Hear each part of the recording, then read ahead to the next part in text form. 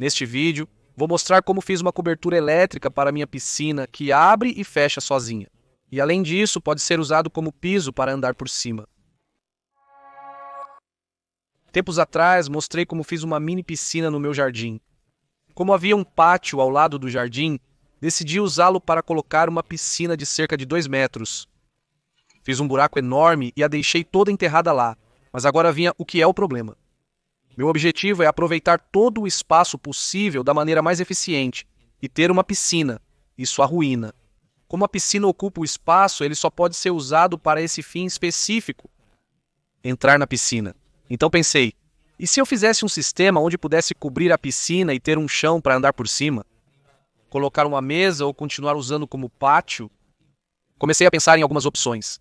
A primeira era colocar um piso que pudesse ser deslocado para o lado com a ajuda de guias, rodas e coisas assim. Mas havia um grande problema. Isso será colocado sobre trilhos metálicos. E como eu tinha que movê-lo para o lado do jardim, os trilhos ficavam sobre a grama e não ficavam feios. A outra opção pela qual decidi foi criar um sistema dobrável, um deck que dobra ao meio e se encosta na parede. Assim fica bonito e útil. Primeiramente, eu precisava criar uma base que suportasse um bom peso, mas sem ser muito grossa. Para isso, usei ferro estrutural de 22 por 22 milímetros e 1,6 milímetros de espessura. Eu a soldei para fazer uma base que fosse maior que a piscina, ficou mais ou menos 2,5 metros por 2 metros. Para dobrar ao meio, soldei 2 grandes dobradiças de metal a cada 40 centímetros. Coloquei outra barra de ferro estrutural para criar uma boa base onde colocar todas as tábuas em cima e que não se dobre nem nada, que fique bem firme. Para protegê-lo da corrosão e da ferrugem, pintei-o com um conversor de ferrugem, uma tinta que evita tanto que a ferrugem se forme quanto que se espalhe. Também elimina a que já pode ter sido gerada. E uma vez que tudo estava pintado, eu parafusei o deck de madeira em cima. Usei um deck de eucalipto parafusado com parafusos autoperfurantes para metal. Invernizei para protegê-lo da água e evitar que se estrague. Neste ponto, coloquei sobre a piscina e comecei a fazer testes de peso. Eu e meus amigos subimos e tudo funcionou bem. Com diversos pontos de ancoragem de suporte por todos os lados, está apoiado no chão. Mas enfim, agora também vinha. O complicado deveria ser que ele abrisse e fechasse de forma elétrica e automática. Vi que tem gente que faz esse tipo de sistemas e os abrem puxando uma corda que sai, assim como do meio do chão, puxando para cima. Seria muito fácil de fazer, mas parece horrível. E sem pensar que, ao caminhar, você pode tropeçar nisso, cair e se machucar gravemente.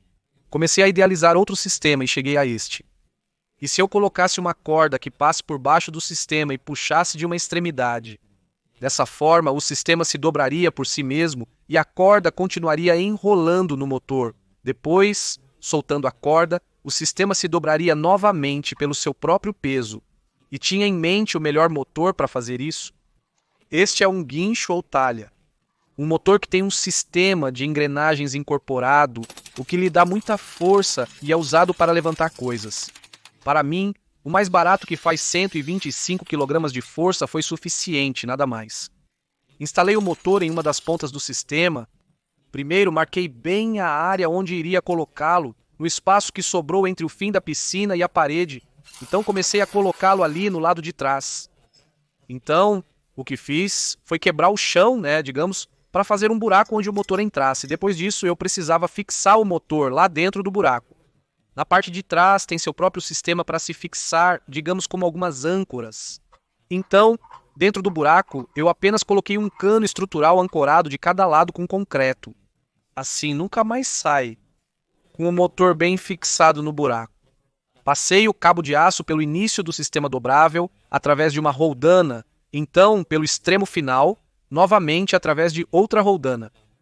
E voltei e ancorei o cabo de novo no início. Isso de ir e voltar tem um motivo, e é que, dessa forma, nos beneficiamos do princípio da polia, um conceito simples que nos permite dobrar uma força mecânica de forma fácil. Para entender melhor, vamos pausar e revisitar o passado, assistindo a um vídeo que gosto muito e que explica bem o assunto. 2 pessoas seguram um segmento de corda cada uma, então elas compartilham a elevação igualmente. Cada uma delas precisa levantar com apenas metade da força. Ocorre exatamente o mesmo se uma extremidade da corda está fixada em algo que não se move. Se você está levantando a outra extremidade, também precisa aplicar uma força equivalente à metade do peso da carga. Imagine combinar a polia fixa e a móvel para obter os benefícios de ambas. A polia móvel ainda dobra a sua força e, ao mesmo tempo, a polia fixa permite que você puxe para baixo. Realmente é uma máquina simples que facilita o trabalho de elevação ao incorporar uma polia ao mecanismo. Agora o nosso motor faz 250 kg de força, o dobro, mas também vai à metade da velocidade de antes. Isso também é como o sacrifício necessário. Na extremidade do sistema, onde está o motor, eu o ancoro ao chão usando 2 dobradiças. Dessa forma, ele fica no lugar e não se move.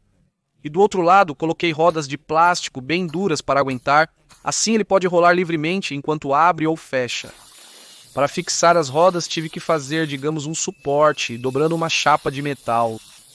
E depois, uma vez que tinha forma, fiz um buraco para passar. Um parafuso que passaria pelo centro da roda. E aí, estava pronto para ser soldado diretamente na estrutura da piscina? Mas agora tínhamos outro problema. O motor não era capaz de abrir o chão quando estava completamente fechado, já que ao estar completamente plano, ele não tem nada para puxar. Precisa que de alguma forma esteja um pouco aberto para começar a trabalhar. Então eu fiz o seguinte: bem no meio do piso dobrável onde estavam as dobradiças, coloquei uma pequena estrutura com uma roda de teflon. No final, eu também prendi isto com dobradiças para que pudesse girar e coloquei um cabo elástico para mantê-lo tensionado, assim a 90 graus do chão. Como podem ver, o cabo elástico está posicionado de tal forma que quando o chão se abre, ele para de fazer força e já não fica a 90 graus, mas começa a dobrar-se.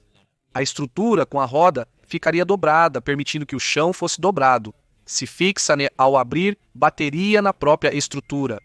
Desta forma, a roda, ao fechar, fica precisamente sobre o cabo. Então o cabo não fica reto, mas dobrado. E quando o motor começa a fazer a força, ao tentar deixar o cabo reto, vai empurrar para cima. Empurrando a roda de teflon e empurrando o chão para cima, isso dá o ângulo inicial que precisamos no chão para que o motor comece a fazer a força corretamente. E contornamos este inconveniente que tínhamos no início. Já tínhamos quase tudo pronto, agora faltava automatizá-lo. O guincho traz um controle com um botão para abrir e fechar.